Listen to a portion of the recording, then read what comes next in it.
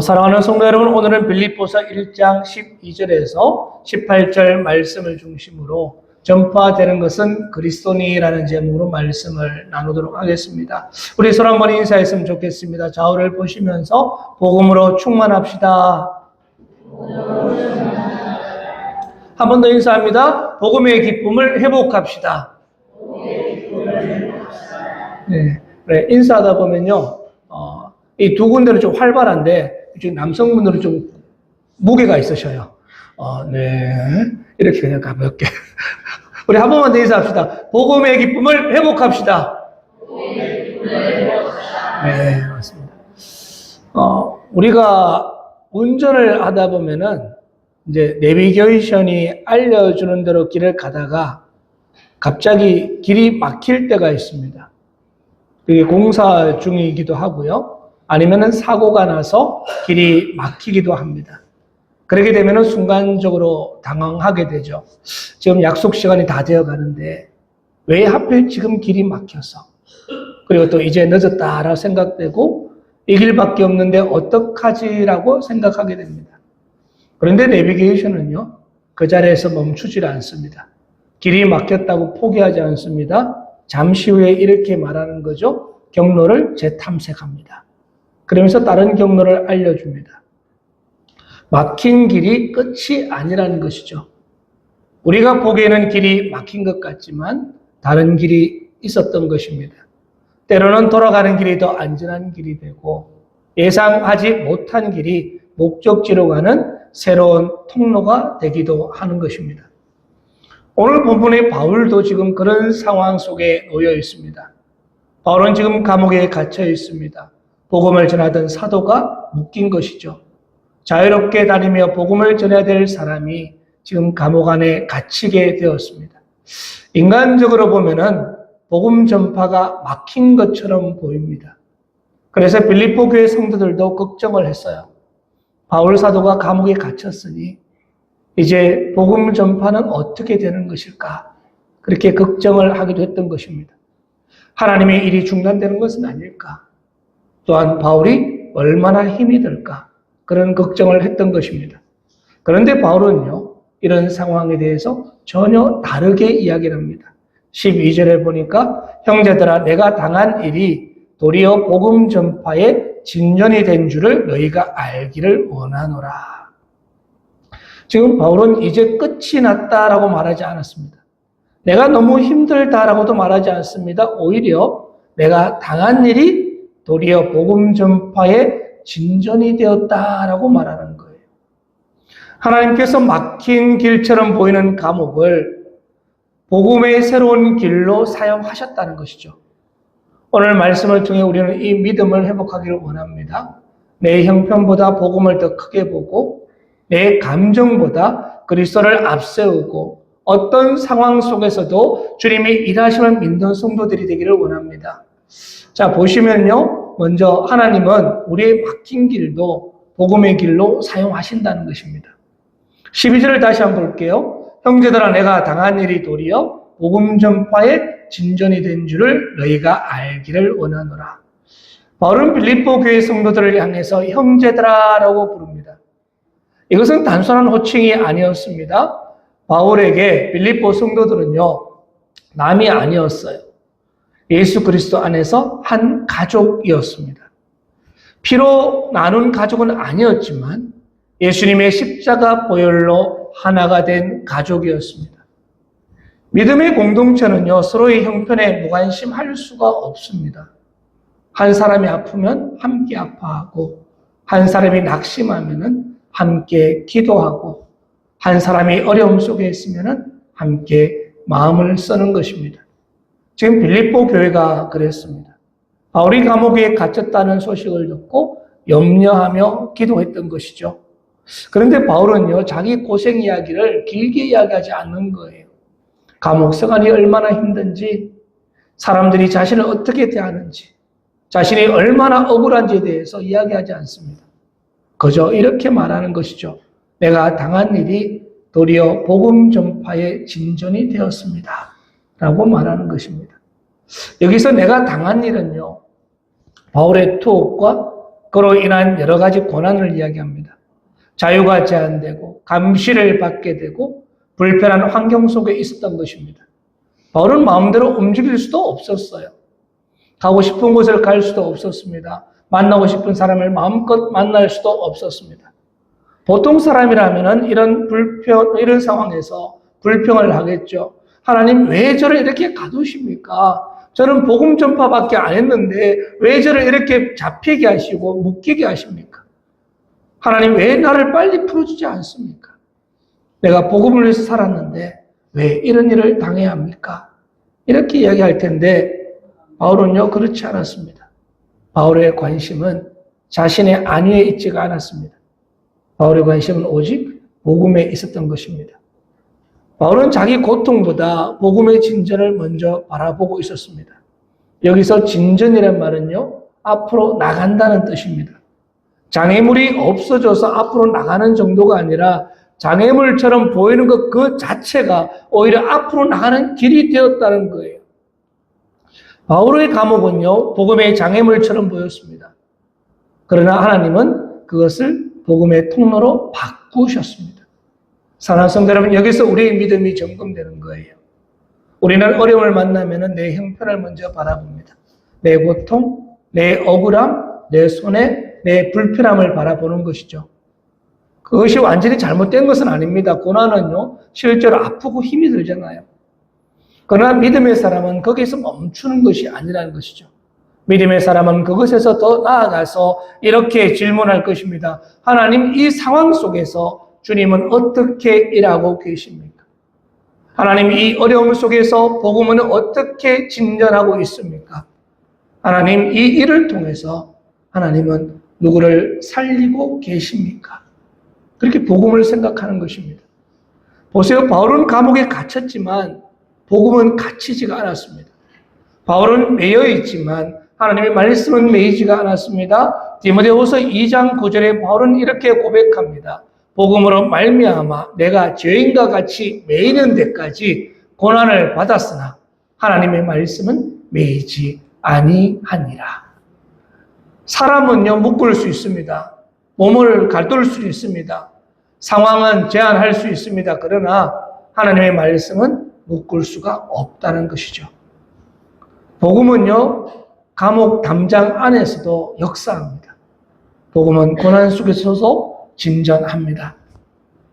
우리는 때로는 모든 일이 잘 풀려야지만이 하나님이 영광 받으신다라고 생각합니다. 우리가 건강해야지, 또 하는 일마다 형통해야 하고 인정받아야 하고 일이 잘 풀려야지만이 복음도 진전이 있다라고 생각하는 거예요. 물론 하나님은 형통함을 통해서도 영광을 받으십니다. 그러나 그것만이 하나님의 방식이 아니라는 것이죠. 하나님은 때로는 우리의 약함을 통해서 일하신다는 거예요. 막힌 길을 통해서 새 길을 만드시고 감옥 같은 상황을 통해 복음의 문을 열어 가신다는 것입니다. 고린도후서 12장에서 바울은요 육체의 가시를 제거해 달라고 기도했습니다. 바울에게도 아픔이 있었다라고 알고 있습니다. 정확한 병은 모르겠으나 눈이 안 보였다는 이야기도 있고요. 안질이 있었다. 아니면 뭐 간질이 있었다. 정신적인 병이 있었다. 여러 가지 이야기가 있습니다만 정확하게는 잘 알 수는 없습니다. 하지만 바울은 이 일에 대해서 기도합니다. 그때 하나님이 어떻게 말씀하셨냐고 하니까 내 은혜가 내게 족하다. 이는 내 능력이 약한 데서 온전하여 짐이라라고 말씀하셨습니다. 바울은요 그 말씀을 붙들고 자신의 약함을 자랑한다라고 고백합니다. 왜냐하면 자신의 약함 속에서 그리스도의 능력이 드러났기 때문입니다. 사랑하는 성도 여러분, 지금 내 삶에 막힌 길이 있습니까? 내 뜻대로 되지 않는 일이 있습니까? 그 일이 끝이라고 단정하지 마시기 바랍니다. 하나님은 우리의 막힌 자리에서도 일하시는 줄 믿습니다. 우리가 이해하지 못하는 자리에서도 복음은요 진전이 있게 되는 것입니다. 중요한 것은 내가 묶였느냐가 아닙니다. 중요한 것은요 내가 그 자리에서 하나님을 바라보고 있느냐 하는 것입니다. 중요한 것은 내 길이 막혔느냐는 것이 아닙니다. 중요한 것은 그 막힌 길 속에서도 내가 주님의 뜻을 찾고 있느냐 하는 것입니다. 두 번째는요, 복음은요, 우리의 삶과 말과 태도를 통해서 드러나게 됩니다. 13절에 기록합니다. 이러므로 나의 매임이 그리스도 안에서 모든 시위대 안과 그 밖에 모든 사람에게 나타났으니. 바울이 감옥에 갇힌 이유가 사람들에게 알려졌습니다. 그가 죄를 지어서 갇힌 것이 아니라는 것이었죠. 정치적인 반란을 일으켜서 갇힌 것도 아니었습니다. 바울은 예수 그리스도의 복음을 전하다가 갇히게 되었습니다.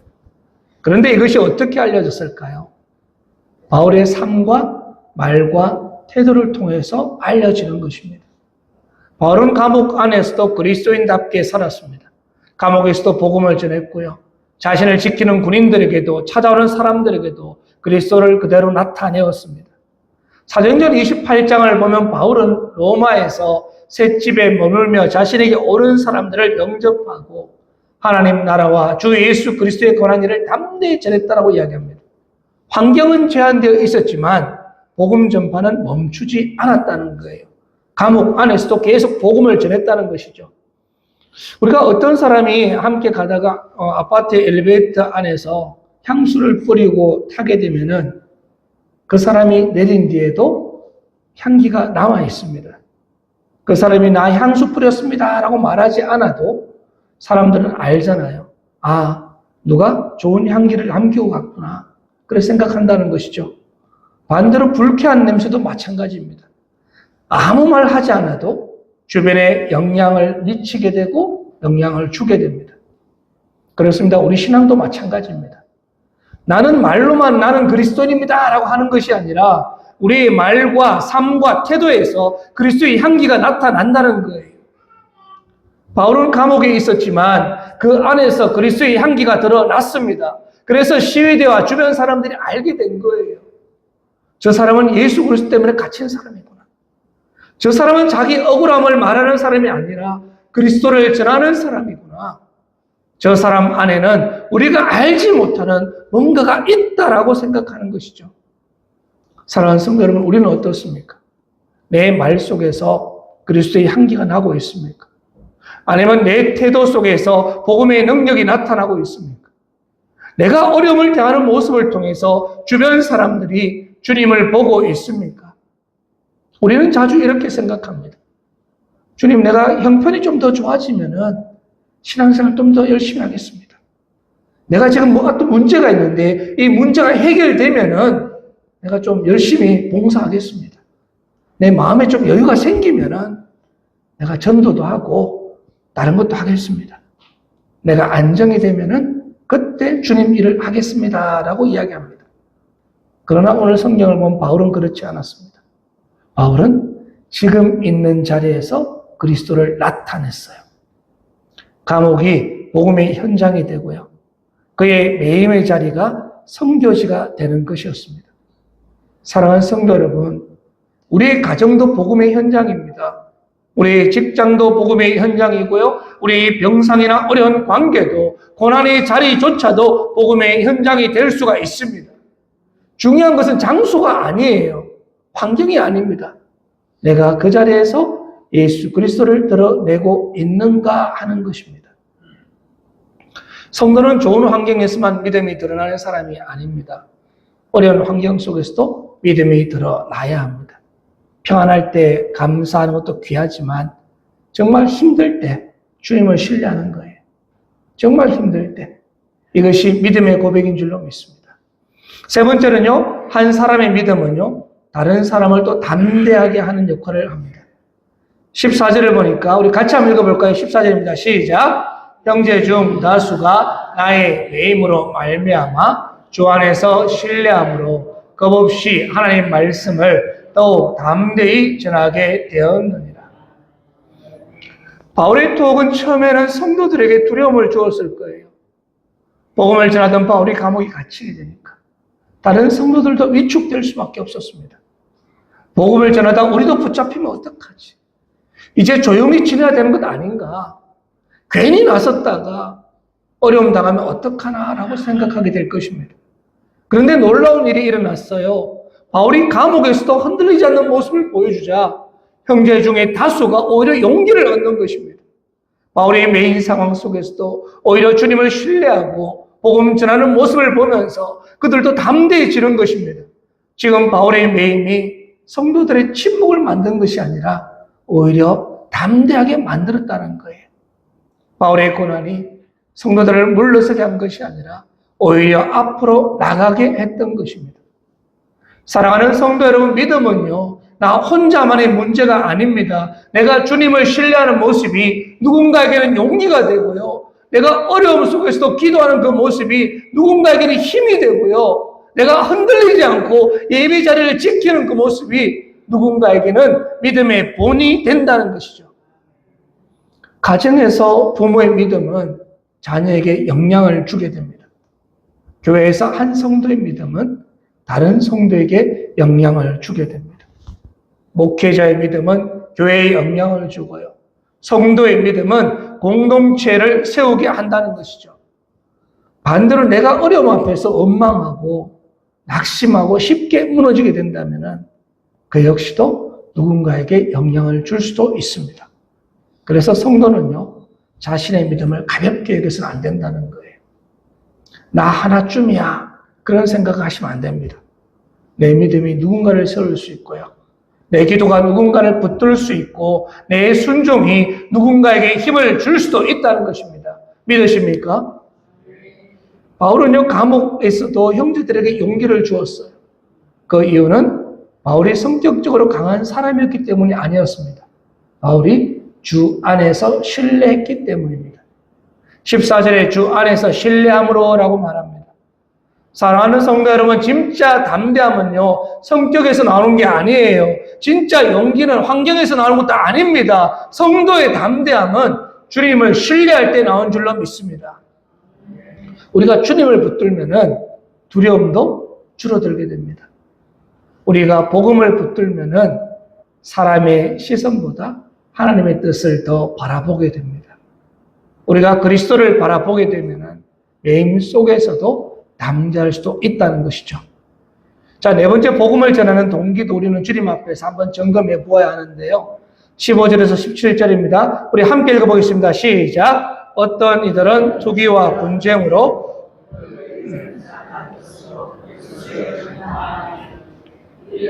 내가 복음을 변증하기 위하여 세우심을 받은 줄 알고 사랑으로 하나 그들은 나의 매임에 괴로움을 더하게 할 줄로 생각하여 순수하지 못하게 다툼으로 그리스도를 전파하느니라. 아멘. 바울은 여기서 복음을 전하는 사람의 동기를 말하는데요. 놀랍게도 모두가 순수한 목적으로, 순수한 마음으로 복음을 전하는 것이 아니었습니다. 어떤 사람은 착한 뜻으로 복음을 전합니다. 그리고 사랑으로 복음을 전했습니다. 그들은 바울이 복음을 변증하기 위해 세우심을 받은 사람인 줄 알고 바울과 함께 복음의 일을 감당했다는 것이죠. 이들은 복음을 사랑했고 바울을 사랑했습니다. 그리고 교회를 사랑했습니다. 그러나 또 다른 사람도 있었던 것입니다. 그들은 투기와 분쟁으로 그리스도를 전하는 것입니다. 바울을 시기했습니다. 바울과 경쟁함으로 복음을 전했습니다. 심지어 바울이 감옥에 갇힌 상황에서 바울에게 괴로움을 다하려고 하려는 마음도 있었습니다. 그런데 이 모습은 우리에게 중요한 교훈을 가르쳐주고 있어요. 겉으로는 같은 일을 해도 동기가 다를 수 있다는 것이죠. 겉으로는 주의 일을 하는 것 같이 보입니다. 그런데 속으로는 서로 다른 의도로 그 일을 할 수가 있다는 것입니다. 복음을 말하면서도 내 이름을 세우려고 하는 사람이 있을 수 있습니다. 봉사를 하면서도 인정을 받고 싶은 마음이 앞설 수도 있습니다. 사역을 하면서 주님의 나라보다는 나의 자리를 더 생각할 수도 있습니다. 그래서 우리는요, 늘 우리 마음을 점검해야 합니다. 나는 왜 일을 하고 있을까? 정말 내가 그리스도를 위해서 일을 하고 있는지, 아니면 내 인정, 내 자존심, 내 영향력을 위해서 하고 있는지, 나는 정말 복음의 영광을 구하고 있는지 항상 점검하셔야 합니다. 교회 안에서도 이 점은요, 매우 중요합니다. 봉사하는 것, 찬양 드리는 것, 심지어 설교하는 것과 전도, 섬김의 이 동기도 너무나 중요합니다. 주님을 사랑해서 하는 것인지 아니면은 사람들에게 인정받기 위해서 하는 것인지 늘 점검하셔야 한다는 거예요. 사랑하는 성도 여러분, 주님의 일은요, 주님의 마음으로 해야 하는 줄로 믿습니다. 복음의 일은 복음의 마음으로 해야 하는 줄로 믿습니다. 영혼을 살리는 일에 자기 자랑이 끼어들면 안 돼요. 교회를 세우는 일에 시기와 경쟁이 끼어들면 안 됩니다. 우리는 주의 일을 할 때 함께 기도해야 하는 줄로 믿습니다. 주님, 제 안에 이기적인 마음을 제거해 주시고 사람을 이기려는 마음이 아니라 영혼을 살리려는 마음을 주시옵소서. 나를 드러내지 않고 예수 그리스도만 드러내게 해 주십시오라고 기도하는 것이죠. 복음 사역에서 가장 위험한 것은 외부의 박해뿐만이 아니라 내 안의 교만, 시기, 경쟁심, 자기 영광이 더 위험할 때가 있다는 것입니다. 여기서 우리는요, 바울의 태도를 배워야 되는데, 바울은요, 그들의 잘못된 동기를 알고 있었습니다. 그러나 그것 때문에 자기 마음을 미움과 복수심으로 채우지 않았습니다. 오히려 더 큰 것을 바라보았어요. 그것이 무엇이었습니까? 바로 그리스도가 전파되는 일을 바라보았습니다. 예수 그리스도가 전파되는 것을 바라보았다는 것입니다. 바울은요, 다른 것을 보는 것이 아니라 이 상황 가운데서도 주님의 영광이 나타나고 예수 그리스도가 증거되는 것을 바라보고 있었던 것입니다. 그리고 다섯 번째 성도의 기쁨은 결국 그리스도가 전파되는 데 있습니다. 18절에 기록합니다. 그러면 무엇이냐? 거칠어로 하나 참으로 하나 무슨 방도로 하든지 전파되는 것은 그리스도니 이로써 나는 기뻐하고 또한 기뻐하리라. 이 말은 바울이 잘못된 동기를 괜찮다라고 인정한 것은 아닙니다. 복음을 전하는 동기는 분명 순수해야 합니다. 주님의 일은 주님의 마음으로 해야 합니다. 그런데 바울이 여기서 강조하는 것은 이것이었습니다. 그들이 나를 괴롭히려고 해도 내 감정에 붙들리지 않겠다는 것이죠. 중요한 것은 나의 기분이 아니라 예수 그리스도가 전파되는 것이었기 때문입니다. 그렇습니다. 바울은 자신의 감정보다 복음을 앞세웠습니다. 자신의 억울함보다 그리스도의 이름을 앞세웠습니다. 자신의 평판보다 복음의 전진을 앞세웠습니다. 지금 바울에게 중요한 것은 내가 어떻게 대우를 받느냐가 아니었습니다. 중요한 것은 어떻게 그리스도가 전파되느냐 하는 것이었어요. 사랑하는 성도 여러분, 우리는 자주 우리 감정에 묶여요. 누가 나를 알아주지 않으면요, 마음이 상합니다. 누가 나를 오해하면 화를 내는 거예요. 누가 나보다 앞서가면 불편해합니다.